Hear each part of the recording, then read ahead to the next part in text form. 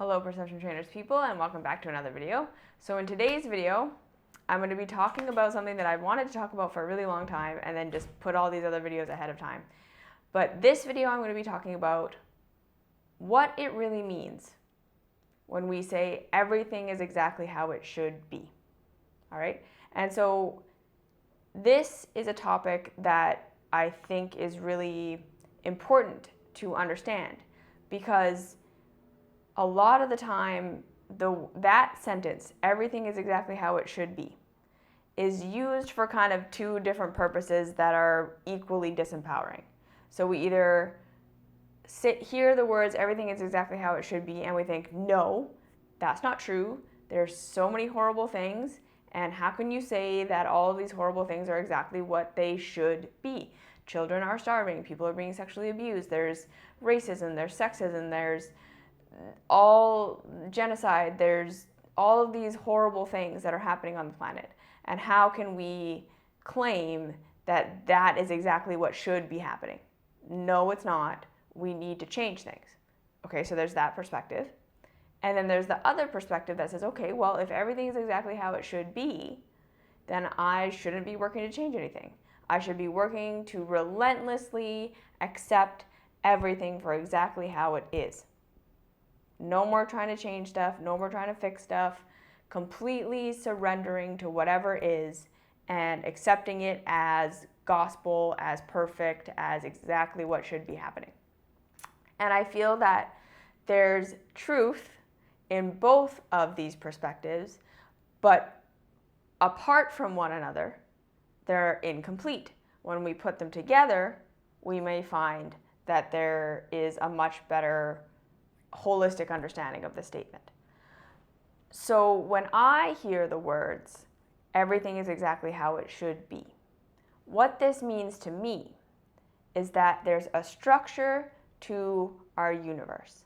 There is a way, a pattern that dictates and determines the reality we are currently living in.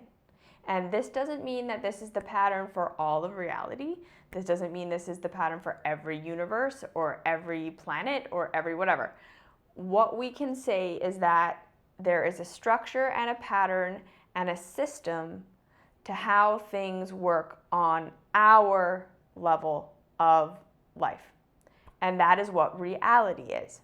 So when people say, what is reality? You keep talking about reality. How do I find reality? How do I know reality? What's reality? Well, yes, this is why we do our deconditioning work and our deprogramming work and our meditation work and our being in the present moment work and our observation work and our thought work, because we all have stories built up on top of reality that don't align with how reality actually works. For instance, it's like there's a machine and it works a very specific way to produce a very specific result, like a computer. My husband always says this to me about my computer, that everything the computer does, it does because we told it to do that.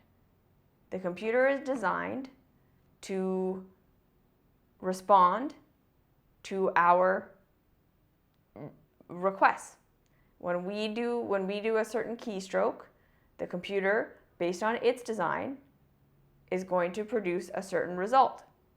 And this is exactly how reality works. It has a basic structure, and then it responds to us as co-creators of reality. When we do this, it's going to do this back, because that's its program. That's the design. And again, this doesn't mean that there's a creator, that it's not necessarily intelligent design, it's not necessarily not intelligent design. I'm not claiming to understand how the universe came to be. I'm just saying that the universe has a structure, it has patterns. Otherwise, there could be no existence. Yes? If there was no pattern, if there was no structure, if there was no solidity to any of this at all, there could be no existence. But again, because we are co-creators, we are a part of this elastic reality. It's the same thing as using a computer.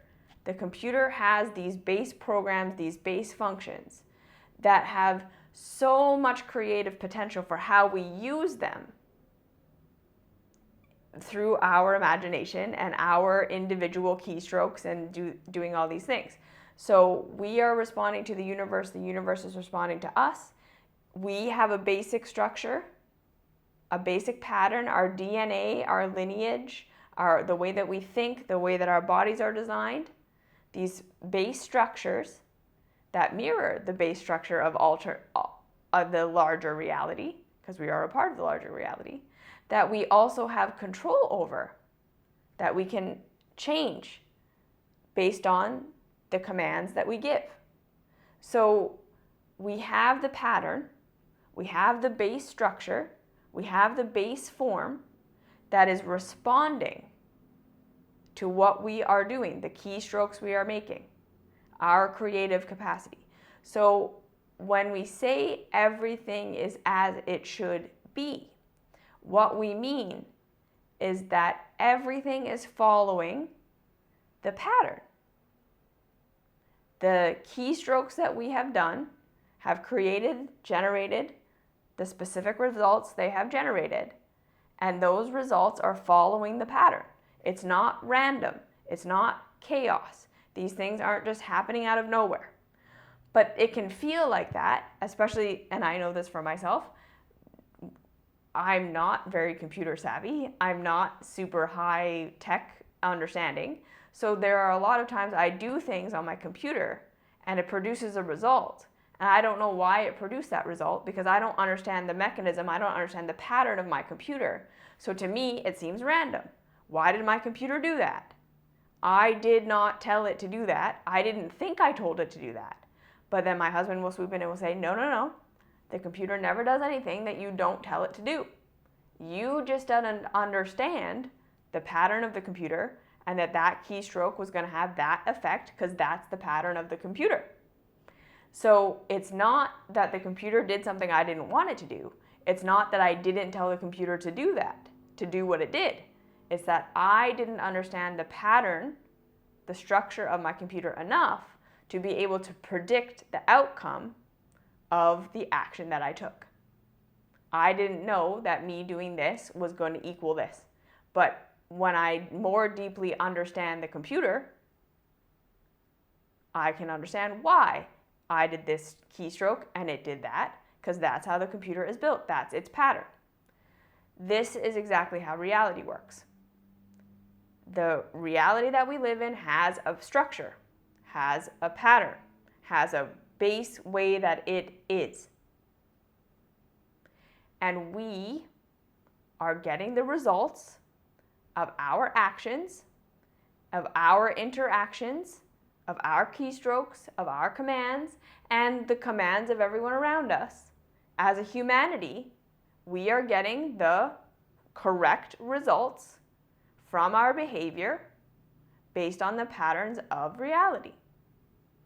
So things like racism and sexism and children not having food, all of these things are not random occurrences that we are doing something that should be giving us this result, and instead we're getting this other result.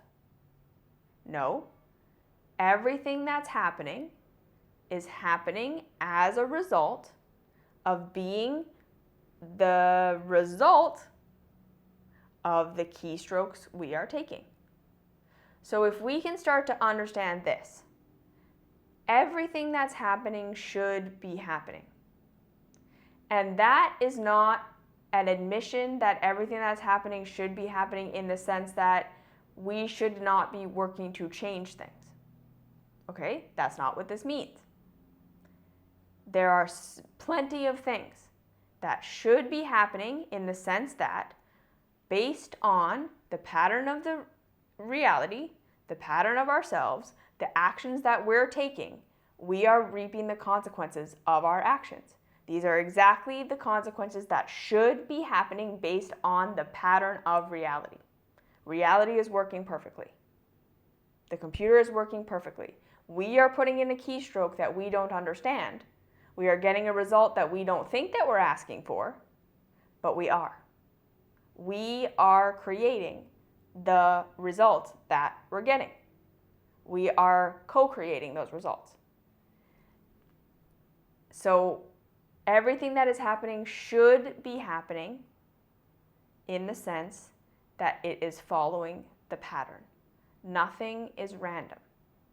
Just because we don't understand the pattern, just because it looks random to us, just because we don't understand why something is happening, doesn't mean there isn't a structure, doesn't mean there isn't a pattern, doesn't mean it's happening for no reason.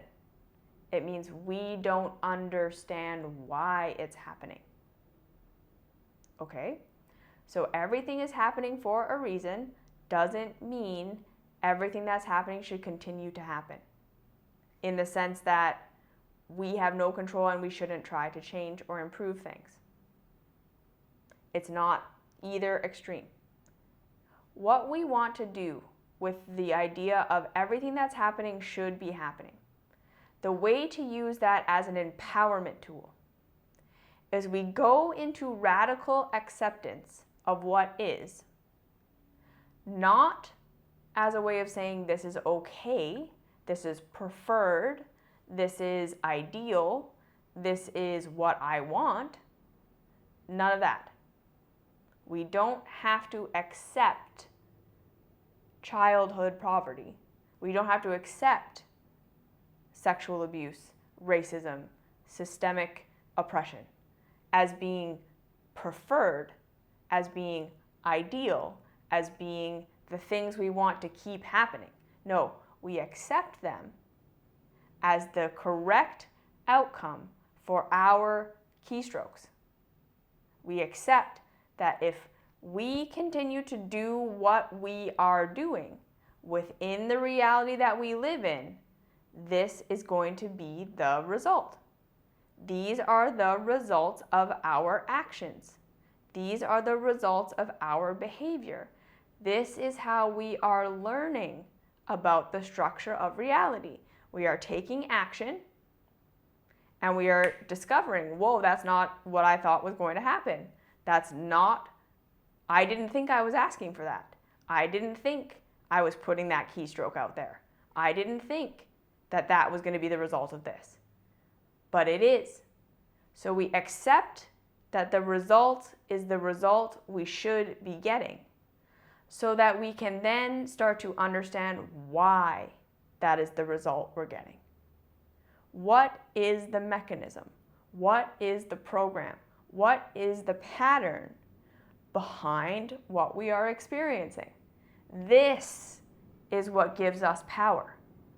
The radical acceptance of what is. This is exactly what should be happening.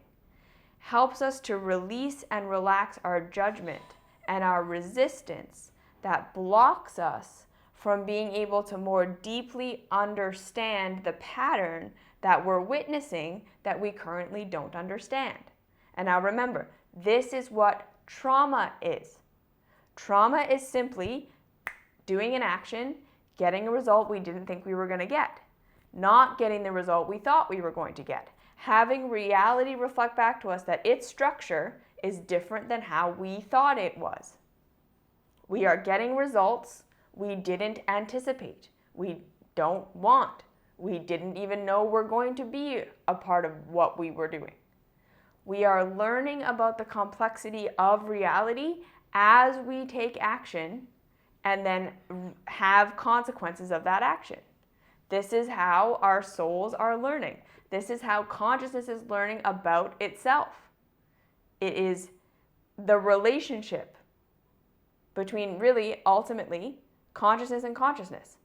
You, as your individual ego consciousness, interacting with all the other individual ego consciousnesses, interacting with greater reality, with nature, with all the other aspects of reality. And it's in this co-witnessing that consciousness is learning about itself. And so now in your specific life, when you are seeing something that you don't prefer, that feels painful to you, that feels harmful, that feels ouch, that feels bad in your body, that feels bad in your emotions.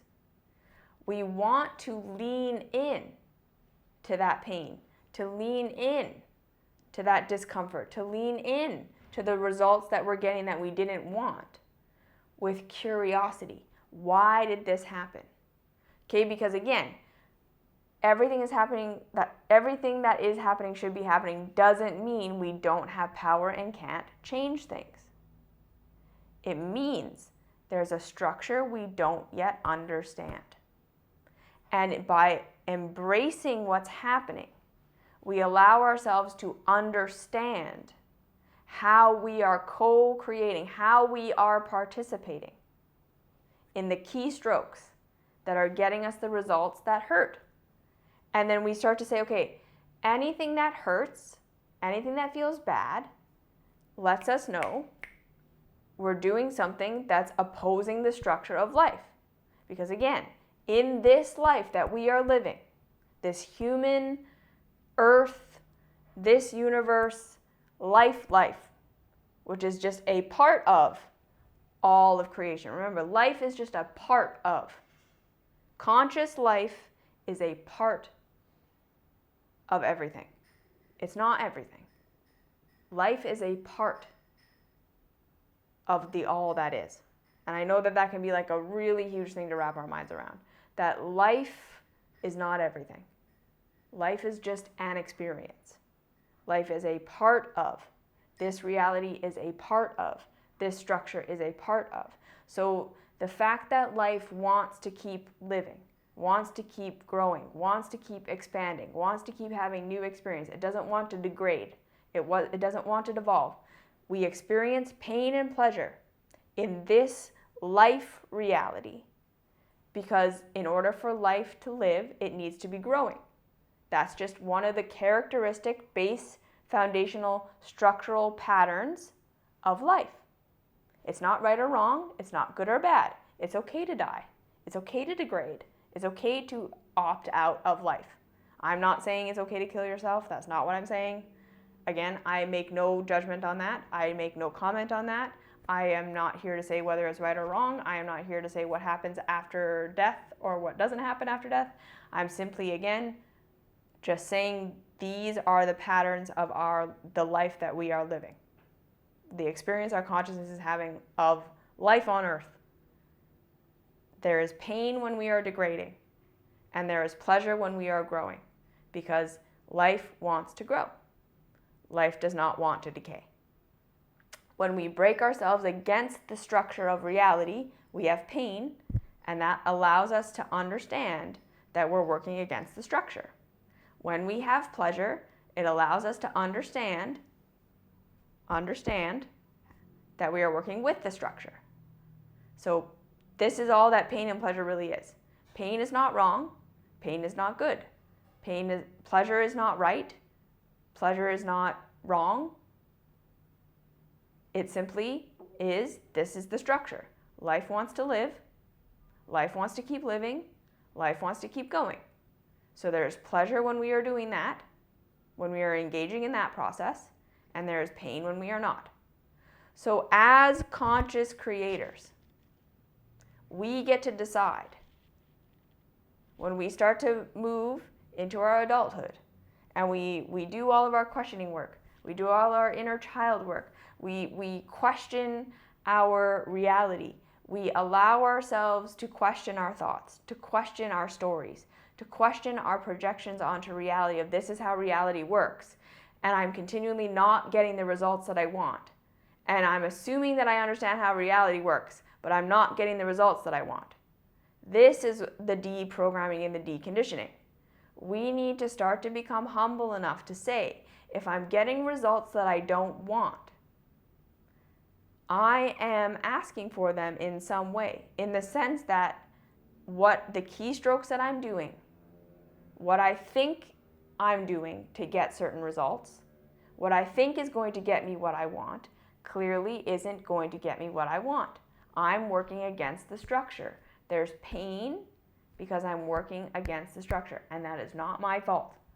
That is not my fault. I did not come up with these stories on my own. This was my conditioning. And we really start with the pain that we're in, the stuff in our lives that we don't like, that we don't want to be experiencing, that we don't want to be in, that we want to run away from, that we want it to be different. We start, again, always with compassion and curiosity. Where am I telling myself a story that I was told to tell? Okay, so again, this is why everything that I'm doing in the mystery school, this is what we're doing in the mystery school. We're waking up from the illusions and the traumas of our childhoods, because it all happened in this lifetime. I know a lot of us like to believe that our traumas are past lives and all of these things, but you're going to find that there is the root of all of your pain. The root of all of the I'm trying to create this, I want this, I need this, I have these aspects of myself that I don't understand, that aren't getting what they need, that are in pain and I don't know why. I'm chasing pleasure, it's not working, I'm going for consensus reality, I'm looking for approval, I'm looking for all these things, it's not working, pain.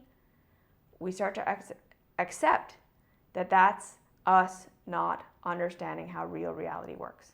That's us working from illusion stories that we were taught in our childhoods about how reality works. Human-centric reality, where we need the approval of other people in order to have success, to have life, to have growth, to have all these things.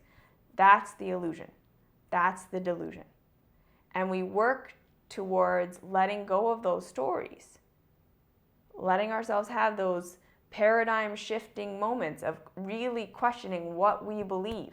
Because again, at the end of the day, if what you believe is causing you pain, it is not true. If what you are doing to try to get the results of what you want isn't working, it doesn't mean there isn't a way to get what you want. It doesn't mean everything that's happening should be happening and you just can't have that thing. You're doing it right, and reality is just saying no. No. What we have to understand is if there's something you desire and you're not getting it, the way you're going about it is not in alignment with the structure of reality. You can have what you want. You just can't have it the way that you're going about it. But you have to first discover the story you're telling yourself about how you're going to get what you want, how you're going to create what you want, how things are just random, how everything is working against you, or life is against you, or the universe is against you because you're doing everything right and you're just not getting what you want. No. If you were doing everything right, in the sense that you were doing things in alignment with the structure of reality, you would get the results you want. Because you're always going to see there are other people getting the results that you want. And therefore it's possible.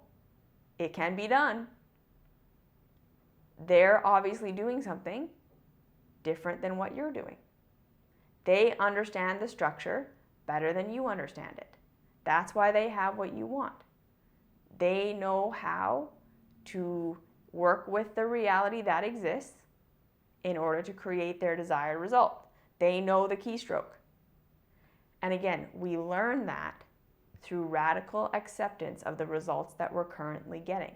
Because when we radically accept the results that we're currently getting with complete compassion for ourselves, that we don't understand what's going on, that we have stories and we have ideas and we have things that we think this is how reality works, this is what should happen when I do this, these are the results that I want and this is what I'm supposed to do to get them and I'm not getting them, or I can't have what I want. The deep stories that we all have, that there's scarcity, that we can't have what we want, that other people really do have the power to control us and take things from us and do all of these things, these are stories. They're profoundly traumatizing stories, and they seem really, really real, and we're acting them out. Okay, so that's the other thing, like the idea that humans have power over each other, we're acting that out. And we are so complicit in it, all of us. The victims and the victimizers and everybody is so in it that it appears to be true. But it's like, the second the victim decides to start standing up for themselves, things do shift. And again, this is not about victim shaming, okay? Every single one of us have been taught to be victims on some level. Nobody is a victim by choice.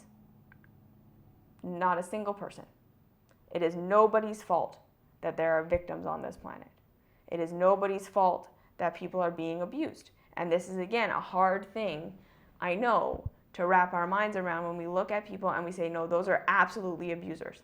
Those are people who are causing pain. Like, in my own life, I've dealt with many narcissists.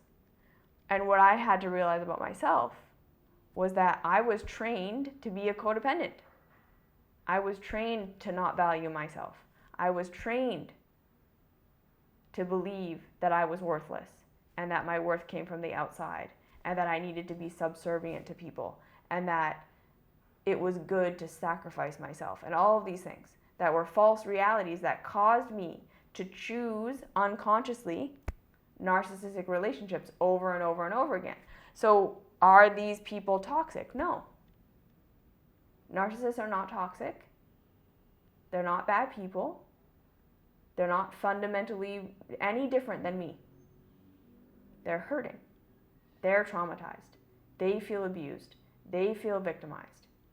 That's where a narcissist comes from. Same place that me, the codependent, came from. There was no difference. The only difference was how we adapted and how we responded to the trauma of believing we aren't worthy of anything, believing we aren't good enough. The narcissist believes that they are not good enough, and they get their feeling good enough through manipulating others, abusing others, taking from others. Codependents, victims, believe they're not good enough, believe they can't stand up for themselves, believe they need permission, and they get their goodness from validation from others, serving, being the slave. And again, we have a culture set up where now religion and governments and it's been this way for so long that people are raised to be victims from the second they're born. They are raised to not believe they have a right to say no, a right to stand up for themselves. And others are raised to believe that they have to be victimizers in order to be strong or good or successful, or this is just what a man is, or this is just what a good person or a successful person is. And so again, we have all these stories as humanity that we've created about ourselves and about how reality works that are not in alignment with truth, that cause us pain, that we continually perpetuate because we believe them and we're acting them out. But the pain is telling us this isn't in alignment with reality. This isn't how reality actually works. We're getting the actual results of our actual actions, which is degradation. The victim and the victimizer are both degrading in that scenario. Both the victim and the victimizer are degrading. We cannot fool ourselves anymore into thinking that the victimizer is actually getting something. They are destroying themselves as they victimize. And that is a powerful revelation to understand, that people who are victimizers aren't getting the results that they want either. They are not happy. They can think they're happy. They can think they can get the high of victimizing and abusing and doing all these things, but they're not getting the results they want. And people who are, like I say, homophobic, transphobic, sexist, racist, all of these things that we think are terrible things to be. Again, those people are scared. They're traumatized. They don't feel like there's enough for them. They genuinely believe these people are going to come and take them. And they have been manipulated to believe that. Because again, the people who are in power in this world have created these narratives of war and scarcity and not enough and pitting people against each other, because it keeps them seemingly in power. As we're fighting with one another, we're not standing up for ourselves. We're not taking our rights back. We're not saying, I won't be a slave to a system. We're not even focusing on the system. We're focusing on fighting each other. We're infighting. And so everything is how it should be. It's showing us that the result of our humanity, our collective understanding, what we are doing, our keystrokes, is the reality we have right now. Is poverty when there's more than enough resources to go around for everyone, and more than enough technology to distribute those resources. We have sexism, even though we understand the sexes are different. They have strengths, and it's not about comparison. It's not about one being better than the other. It's not even about needing to identify with one or the other, or any of these, this is what a man is and this is what a woman is, and all of these rules, and all. We're discovering humans are far more complex than that. We have transphobia, homophobia, all of these things. Because again, we're just not understanding that humans are diverse. We're complex. There isn't a right or a wrong way to love people. There's just love. There's just attraction, and you can't be wrong in who you love and who you're attracted to. And how someone else expresses their love and attraction does not detract or add to anyone else's. But again, like I say, we're caught in the infighting. We're caught in the resistance to the results that we're getting, and even a little bit possibly over blaming ourselves individually, rather than saying, no, this is systemic. This is how culture is set up right now, that we're getting the results that we're getting. So we want to take responsibility for ourselves as much as we can, to take our power back. We accept where we're getting the consequences that we're getting based on our actions, to give us our own power. Because again, the more we understand why we're getting the results we're getting, the more we can then choose something different. We can actually learn why we're getting what we're getting, and say, okay, well, I don't want that, so I'm not going to keep doing those same actions. And I'm now informed as to what actions led to what results, and therefore I can make an educated choice to do something different, not just something randomly different, not just something the opposite of what I'm doing, but okay, I see why what I was doing gave me the results that I'm getting, and that can help me understand, okay, so if that gets me that result, maybe this little adjustment will get me this result. And so this is why the sitting in the unknown is so important, and I talk about this a lot, is letting go of saying, okay, I thought doing this was going to get me this result. It's not getting me that result. I don't understand why I'm getting the results that I'm getting. I don't have the answer right now, but clearly right now my story is incorrect. And we start with that compassion for ourselves. Because if we make ourselves feel safe and loved, rather than blaming ourselves that our story is wrong, going into shame, or resisting, no, I don't want to believe my story is wrong, I'm going to hold on to it because I would rather believe that my story is right than have nothing. Because that is going to be the next step, is we are first going to recognize that what we're doing isn't working, it's not getting us the results we want, we don't understand, and we don't have the answer yet. All we have is what I'm doing isn't right, what I'm doing isn't working. I radically accept that, radically love myself in that. I'm still good enough, I'm still worthy, I love myself deeper. Come into the mystery school, learn these tools.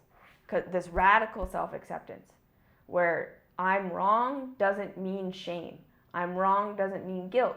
I'm wrong doesn't mean self-blame. I'm wrong doesn't mean it's my fault that I'm wrong. I learned this. This was taught to me. These are stories that I didn't invent any more than I invented Harry Potter.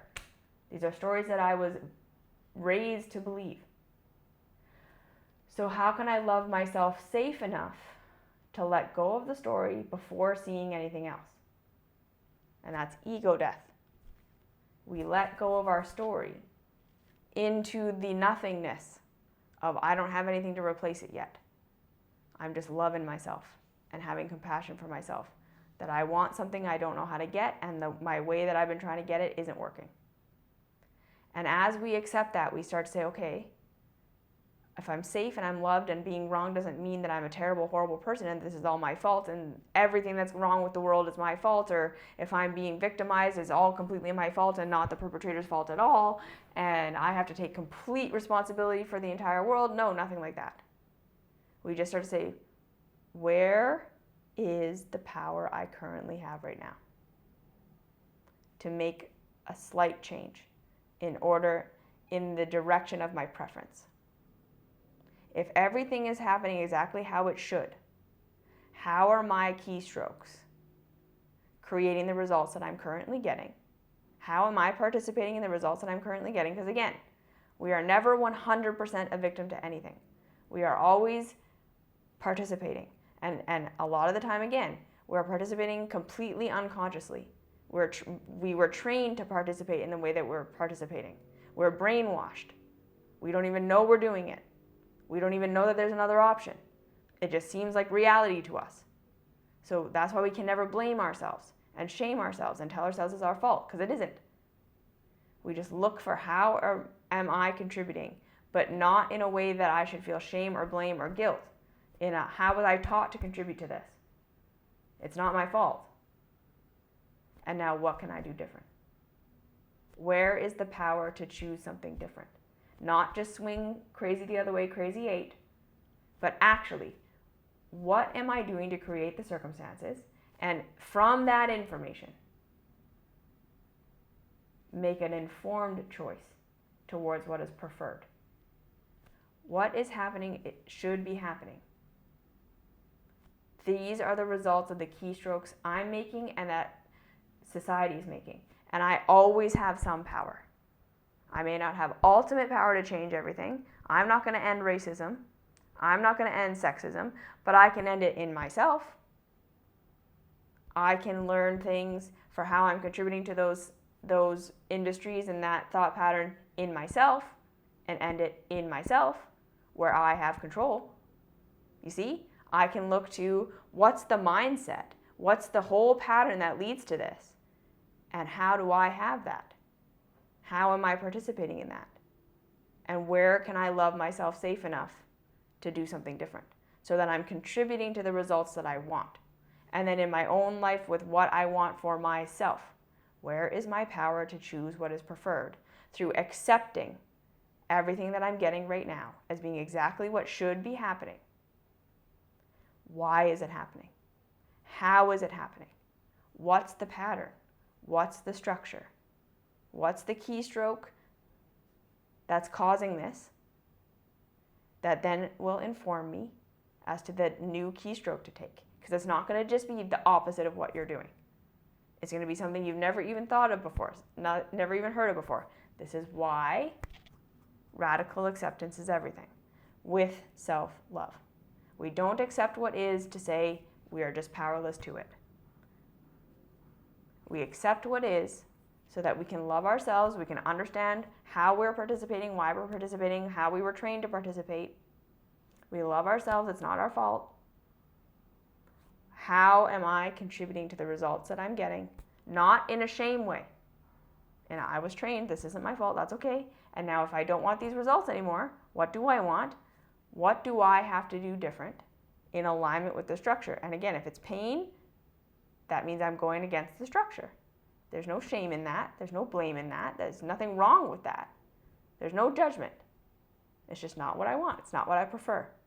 And we start to move into this mastery of just, if I'm not getting what I want, I need to observe the structure more and change my behavior. That's what taking radical responsibility for yourself is. No blame, no shame, no guilt. You love the shit out of yourself. Like I said, come to the mystery school, learn this stuff. And that is how we take our power back. Okay? And that is why everything that's happening should be happening, but it doesn't have to keep happening. You can change. You just have to learn the structure. Why is it happening? And how can you do something different to create what is preferred? We radically accept what is so that we can understand what is, so we can change our behavior and get a different result. All right? So again, come join the mystery school. The links are down below. Do all the fun liking, sharing, subscribing, all of that if you found this helpful. You can give me some requests if you have something you want me to talk about. And other than that, I think you're fabulous. You're exactly how and what you should be. You're beautiful, you're perfect, and you have power. You absolutely have power. You can have whatever you want. The universe is there for it. You just have to show up too.